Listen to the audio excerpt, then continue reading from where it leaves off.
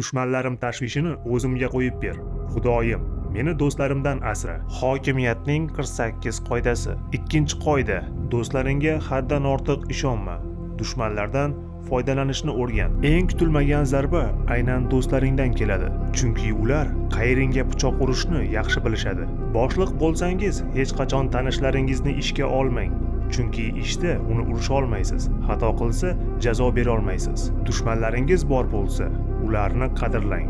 Chunki ular sababli siz sergak uxlaysiz va ehtiyotkor bo'lasiz. Qoida oddiy: do'stlarga hushyor bo'ling, dushmanlarni esa do'stlarga aylantiring. Ularni kechirganingizni aytib, do'st bo'lishni taklif qiling. Ko'p hollarda dushman o'z aybini yuvish uchun sadoqat ko'rsatadi. Unutmang, yaxshilikni sizga begona kishi qadrlaydi. Do'stingiz esa bunga xuddi majburiyatdek qaraydi. Go'yoki siz unga yaxshilik qilishga majbursiz. 48 qoida jamlangan mini kitobchani olish uchun obuna bo'ling va kommentariyaga plus belgisini qoldiring.